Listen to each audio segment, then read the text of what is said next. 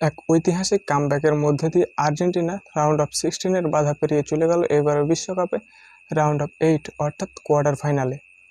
Argentina versus মিশরের ম্যাচটি কি অতি নাটকীয়টাই না হলো?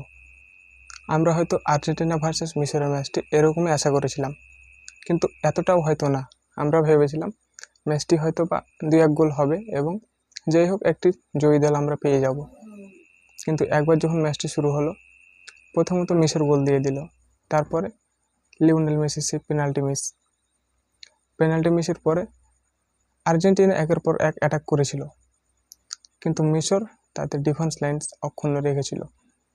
এই ম্যাচটিকে আপনি জাপানের সাথে তুলনা করতে পারেন। জাপান ভার্সেস ব্রাজিল ম্যাচে একটি গোল দিয়ে দেওয়ার পর জাপান অনেকটা ডিফেন্সে নেমে গিয়েছিল, সকল মিলে ডিফেন্স করছিল।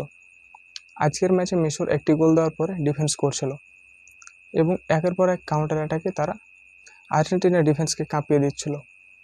আর্জেন্টিনার ডিফেন্স লাইনকে তারা একেবারে মজবুত রেখেছিল, কিন্তু তারপরেও তারা অর্থাৎ মিশর ডিফেন্স লাইন ভেঙে দিয়েছে। আর্জেন্টিনার বিপক্ষে মিশরের করা অ্যাটাকগুলো, তারা যে কাউন্টার অ্যাটাকগুলো করছিল সেগুলো সামলাতে আর্জেন্টিনাকে হিমশিম খেতে হচ্ছিল। এরপরে যখন 70 মিনিট বের হলো, অর্থাৎ প্রথম গোলটি যখন এলো রোমেরোর হেডার থেকে, তারপরেই বোঝা গেছিল ম্যাচটিতে আর্জেন্টিনা ফিরবে। এবং আবারও সেই 83 মিনিটে সেই মেসির গোল এবং তারপরে আর্জেন্টিনা ফিরল ম্যাচে এবং এক্সট্রা টাইমে গিয়ে আরও একটি গোল করল এনজো ফার্নান্দেজ এবং এর মধ্যে দিয়ে আর্জেন্টিনা জিতল রাউন্ড অফ 16-এর ম্যাচ এবং এর মধ্যে দিয়ে বিদায় হয়ে গেল বিশ্বকাপের আসর থেকে এশিয়ান জায়ান্ট দল মিশর এবং একই সাথে মোহাম্মদ সালার হয়তোবা এটাই ছিল বিশ্বকাপের শেষ ম্যাচ। এখন এই ম্যাচটি যে আর্জেন্টিনা জিতবে কেউ কি কল্পনা করেছিল? হয়তো করেনি, কারণ পেনাল্টি যখন মিস হয়ে গেল, একের পর এক অ্যাটাক করছিল মিশর, সেগুলো থামাতে পারছিল না। 2টি গোল খেয়ে বসলো, আরও একটি গোল হয়েছিল, সেটি অফসাইড হয়েছিল।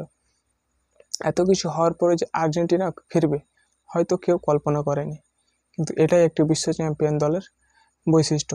তারা যে কোনো সময় যে কোনো ম্যাচ যে কোনো পরিস্থিতিতে ঘুরিয়ে দিতে পারে এবং জয়লাভ করতে পারে, সেটি আমরা আবার দেখলাম। এটিকে আপনারা ফ্রান্স ভার্সেস আর্জেন্টিনা ম্যাচের সাথে তুলনা করতে পারেন। 70 মিনিট পর্যন্ত আর্জেন্টিনা এবং ফ্রান্সের ম্যাচে ফ্রান্স কোনো রকম অ্যাটাক বা কিছুই করতে পারছিল না। আমি বলছি 2022 বিশ্বকাপ ফাইনালের কথা। তো 70 মিনিটের পর একবার যখন ফ্রান্স অ্যাটাকে গেল, পেনাল্টি পেল, এমবাপ্পে গোল করলো, তারপরে ম্যাচে ফিরলো ফ্রান্স। সেই ম্যাচটি যদিও আর্জেন্টিনা শেষ পর্যন্ত জিতে এবং সেই ম্যাচের গল্পটা আলাদা হলেও এই ম্যাচে আর্জেন্টিনা অ্যাটাকে উঠলো 70 মিনিটের পর, একটি গোল বের করলো, আবার 83 মিনিটে 2 নম্বর গোলটি এলো এবং এক্সট্রা টাইমে গিয়ে শেষ মুহূর্তে গিয়ে আরও একটি গোল এবং আর্জেন্টিনা রূপকথার মতো একটি ম্যাচ শেষ করলো। আজ এই ম্যাচটি যদি আর্জেন্টিনা হেরে যেত হয়তো বা তাদের কিছু হতো না, সামনে বিশ্বকাপে আবার খেলতে আসতো, কিন্তু এরই মধ্যে দিয়ে শেষ হয়ে যেত ফুটবলের এক কিংবদন্তি লিওনেল মেসির অধ্যায়। তিনি হয়তো আর কোনো দিন বিশ্বকাপের খেলতেন না। ইতিমধ্যেই লুকা মদ্রিচ, নেইমার এবং রোনালদোর বিদায় হয়ে গেছে, একমাত্র অবশিষ্ট আছে এই লিওনেল মেসি। তাই আমরা চাইব তিনি এবারে বিশ্বকাপটা ভালোভাবে খেলুক, ভালো পর্যায়ে খেলে শেষ করতে পারে। তিনি আরও একটি গোল করেছে, তিনি আবারও আর্জেন্টিনা দলকে টেনে নিয়ে গেছে। হয়তো তিনি গোল্ডেন বুট বা গোল্ডেন বল জিততে পারেন, বিশ্বকাপ আসরের সেরা খেলোয়াড় হতে পারেন। আজকের ম্যাচটি আপনারা কেমন উপভোগ করেছেন কমেন্ট বক্সে জানাতে পারেন। আজকের ম্যাচটি আমার কাছে দুর্দান্ত লেগেছে। দেখা হবে সামনে কোনো ভিডিওতে, ততক্ষণ পর্যন্ত ভালো থাকবেন।